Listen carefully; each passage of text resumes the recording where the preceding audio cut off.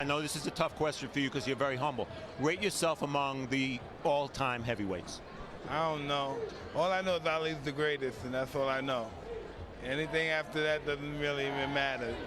So Ali against Tyson, both of you at your best, you're going to give him the edge? No one can beat Ali. No one. All right. Listen, I always like to think I'm a bad motherfucker, vicious motherfucker. I don't give a fuck, but that's a part of Ali. That's where he overshines me, because I can't understand a man that's willing to just really die for this. You know, and I talk that shit, but he's the real dick.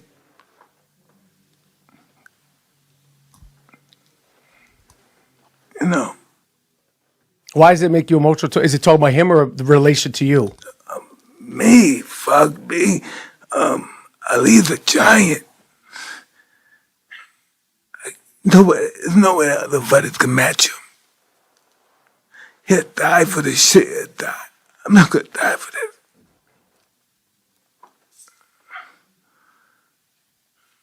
Mike, you're such a good dude. That's real talk. Ali's a savage. He's an animal.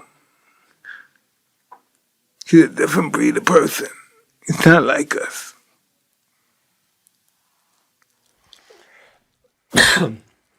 You're a good guy, Mike. You're a good fucking dude. No, fuck that. It's just real talk. I know, but you're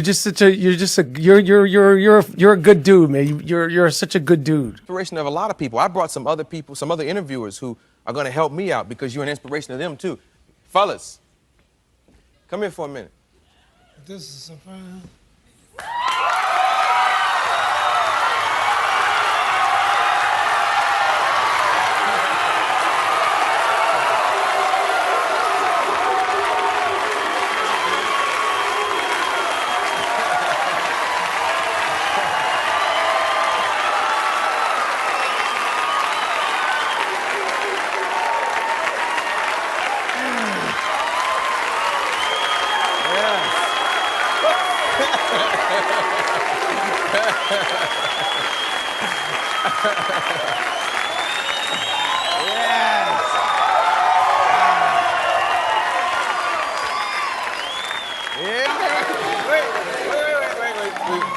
I was a dancing master.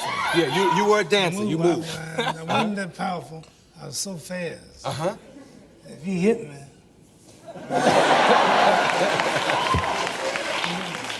best if he catch me. Yeah. What would you say, Mike? I by no means, I'm vain. I know I'm great, but can I tell you something? In this situation, every head must bow, every tongue must confess. This is the greatest of all time.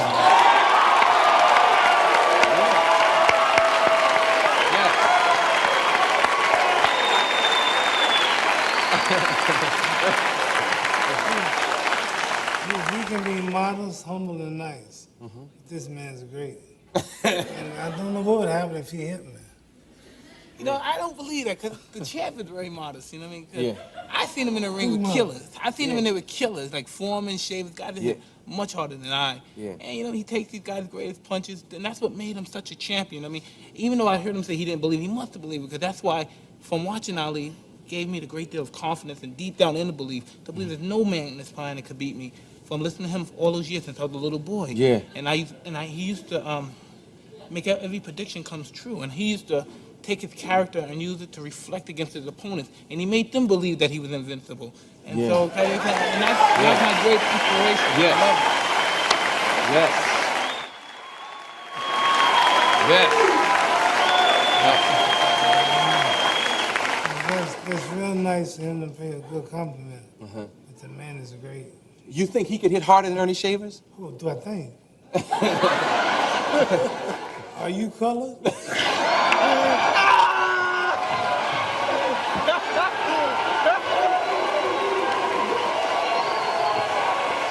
Well, listen, I'm here to introduce, we were talking about, hey, brother, Assalamu alaikum.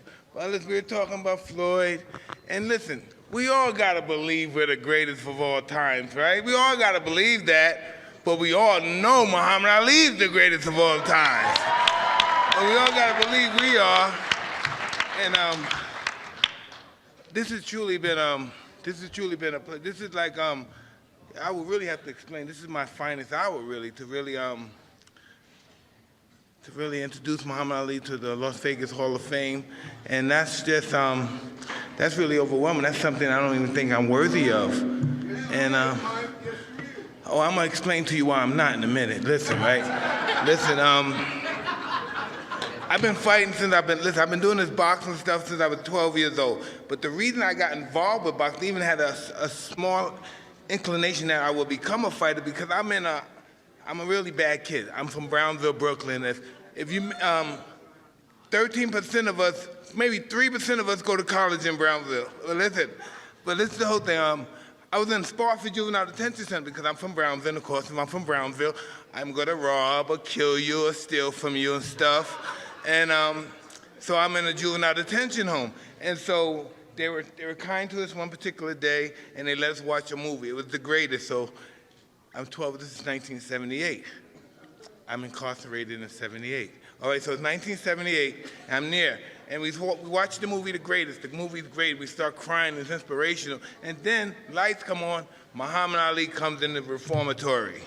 I said, whoa, man, what is, I can't believe this stuff. The last time I ever saw him like on television fighting, it was, I think, Leon Spinks, and I was pickpocketing somebody, but I was watching the fight, but I got that wallet though. But still, I'm gonna make this short, listen. So, Muhammad Ali comes in, and that moment I say, I want to be something like this guy, because everybody, you know, the guys that used to brutalize us, you know, the security guards, the guards that kicked us, those of that. When Ali came in, they were like women. And I said, wow, how can I make these guys do that to me? And eventually, unfortunately, I met Customato. I started fighting. And so Customato, he has the same birthday as Muhammad Ali, January 17th. So every January 17th, Cus and Muhammad Ali, they're good friends, so they call each other birthday stuff. And this one particular time, it was Cus was talking on the phone. This is right after the Muhammad Ali, October 2nd, 1980, never forget that day. Muhammad Ali fights Larry Holmes. We watched the fight on Albany. We go watch it on cable, pay-per-view. That's when we watched the fight. Ali gets plastered. I get in the car. We live 30 miles south of Albany. There's not a word in the car. Oh, man, for 30 minutes. So the next day, Gene Kilroy, who works with Muhammad Ali, he calls Cus in the morning. And Cus is on the phone, but I'm coming downstairs, and I hear Cus saying, how do you let that bum, don't let you let that bum beat on you. Why you let him beat on you, Muhammad? He's a bum, you let him beat on him, he's a bum. And he said, listen, I have this black kid, he's 14 years old, he's gonna be champ of the world. Talk to him. And so I talked to Muhammad Ali, and I'm crying. So I get on the phone, and he said, I took drugs, I got weak, and I'm gonna come back and fight, and I'm gonna come back and beat home. And then I'm crying, because I'm the smart guy, and I said, when I get big, I'm gonna get him for you. And he must have said, oh, this poor kid is delusional. But I remember I fought Larry Holmes January 22nd, 1988, and he came into the ring to be introduced. He came to me and he said, kick his ass for me. I said, you got that, man. And there have been many stories about Muhammad Ali, and you know, we don't do it that much now because it's not really, I know, politically correct, but like when Cus watch Ali, they talk about fighters like comic book heroes. And oh man, I'm gonna give you one of my Customatos superhero stories about Muhammad Ali, and then I'm gonna leave. Hey brother, Customato, he said, listen, this is what Customato at the table when we eat. Whoa, I'm 14. Customato goes like this. He goes like this. I'm talking up here. Please respect me, sir. Please respect me while I'm talking up here, because thank you, because you guys know I could be really ugly and nasty. Oye, mi gente, cállate, por favor, please, okay? Maricón. All right, but listen, as I was saying, I'm gonna give you a Customato Muhammad Ali tough guy story. Muhammad Ali, Customato. Now you see Muhammad Ali, he looks more like a model than a fighter. And Cus has this old ass double barrel shotgun. And he said, you see my shotgun? You see Ali? I open both barrels, boom. And if he have anything left after those both, I better move because something's coming back. And that's how I look at Muhammad Ali. I look at him like Eddie Mustafa looks at him. He's the constellation to our solar system, to our souls. And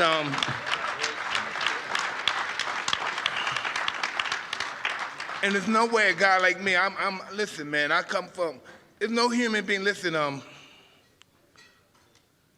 if you don't live in like Choppers, if you don't live like in one of the poorest countries in South America, you weren't poor as me or Eddie Gregory. You know, so I know he was my hero. I would have never made it without him. I'm nothing if I don't have nobody to look up to. I'm not like the rest of you. I'm not so cool that I don't look up to. Without somebody to look up to, I'm nothing. Without my wife, I'm a fucking monster. I'm an animal. I'm very grateful that my life has changed. And I'm very grateful I had the opportunity to meet Muhammad Ali. Because when I'm an old man and we're going to run into some young guys, as always, like me, and they're going to say, somebody such and such, my man is this, my man is that. And then they're going to talk about boxing. Then I'm going to tell you, listen, I had the opportunity to see the greatest fighter God put on earth. There's no man that can ever beat him twice. And that's what a fighter is. And him being a fighter was not him overcoming adversity, emotional quagmires, taking sacrificing for other people. When a man that's conscious to know that the world is bigger than him. I'm not conscious to know that. I think I'm bigger than the world when I'm in my deen, and when I'm going, I'm on top of my game. I'm a monster. There's nothing. I consume everything, and that's not a champion. A champion, he doesn't consume. He releases and gives everything, and that's what Muhammad Ali was. He quintessentialized champion. Thank you very much for having me introduce him. It's been a pleasure.